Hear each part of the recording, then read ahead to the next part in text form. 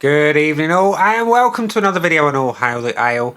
It's Friday night, and it's the Friday before Christmas, which means it's the Alcohol-Free Beer of the Year 2022 awards from me. This is a short collection of my top 10 alcohol-free beers of 2022. There is a common theme throughout this list. You will see it. It will become quite apparent very quickly. But there's a reason that is why it is, and I'll explain as we go along. So the premise behind my top 10 beers of the year, throughout the year you'll see me score the beers with scorings and bonus points and you name it. I compile all the ones I think, do you know what, yeah, that could be a beer of the year contender, and I put them all in a playlist. The playlist will be revealed once this one, Saturday night and Sunday's video, are out of the way. So it'll be something to enjoy and look back at. Some of those that were near, but not quite so near enough. You know, close but no cigar type options. This is just the top 10. The alcohol-free beers of the year are as follows. In 10th place, and I'll just make sure I press the right button, is this one, Mash Gang Prologue. This was a beer that was a long time coming to me. It took DPD many attempts to not destroy the parcel daily, which I'm sure is what DPD stands for. But the beer itself, it was the small project, the little bit of love that Mash Gang throw in extra over and above the metric fuck ton of love they already put into their beers. It's superb. It was delicious. It was refreshing, and yeah, amazing beer. And like I say, it scored a full 5 out of 5 on my scoreboard of joy. And it's well worthy of a place in the list. In 9th place is that one, Mash Gang Rad. This was utterly refreshing. Brilliant beer. Super juicy, super tropical. Went down a treat while I was away. Took some away with me to Wales. And yeah, thoroughly enjoyed every single one. It's a beer that if you haven't tried it, you really should. I'm pretty sure Mash Gang is still going to be producing it. If not, they need to, because it's an amazing beer.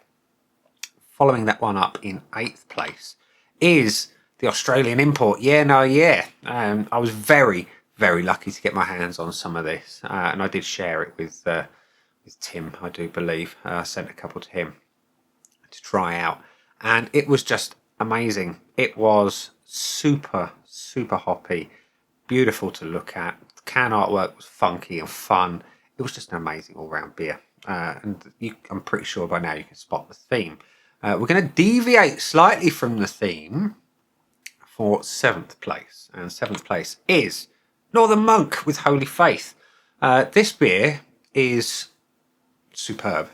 Northern Monk make absolutely amazing beers at all ABV points, you know, right from the lowest ABV here with Holy Faith all the way up to their big hitting beers.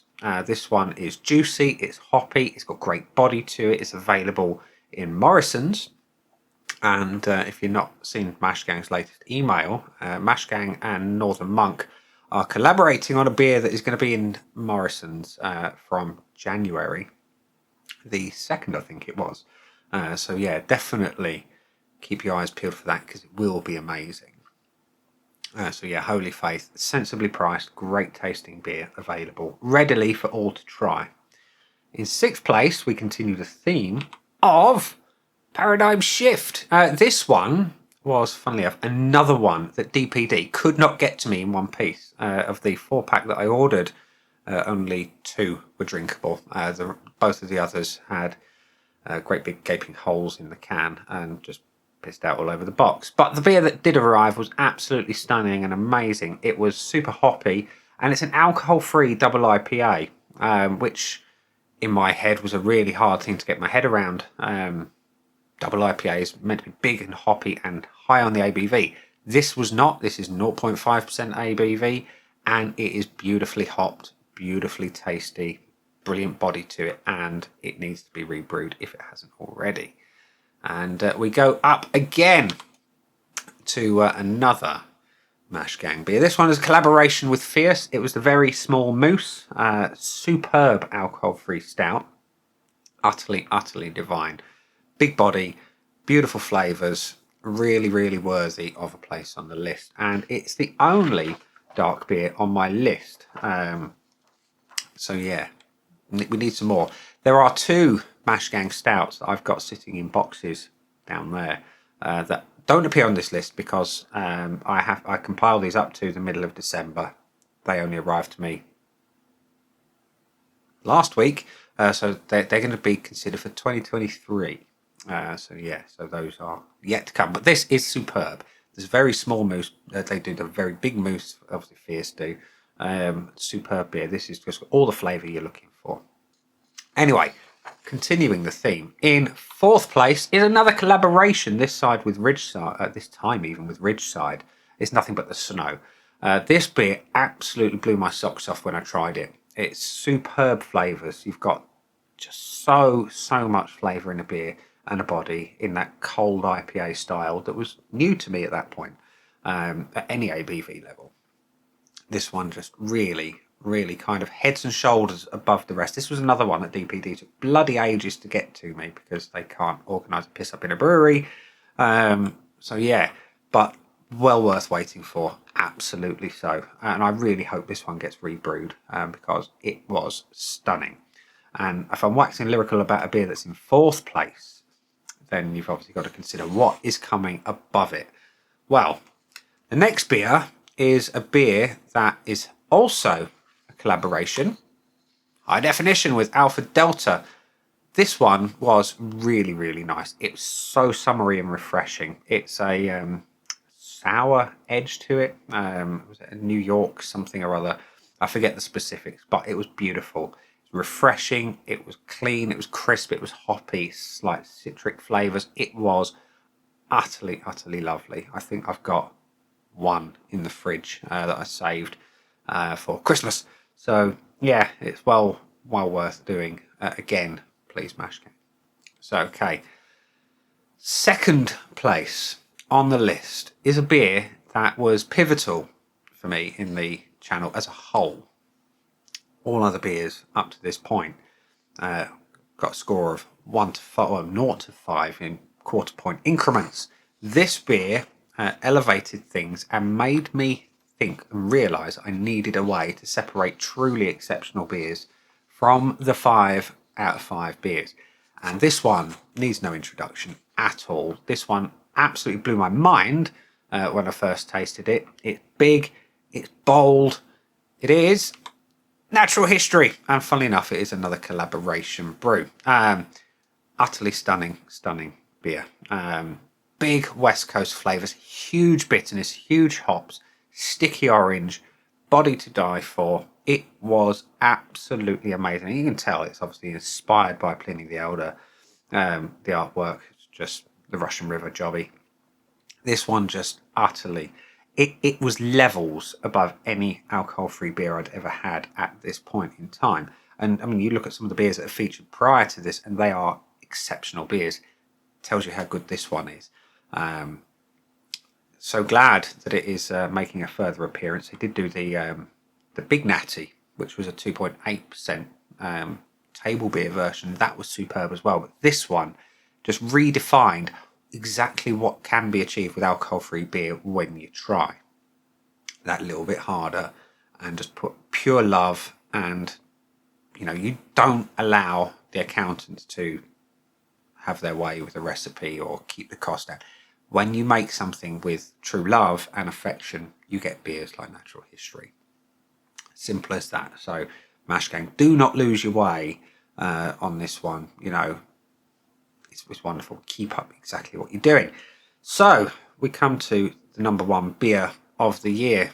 For me, it should be obvious, and it was a real hard toss-up between this one and what actually did feature as my number 1 beer of the year.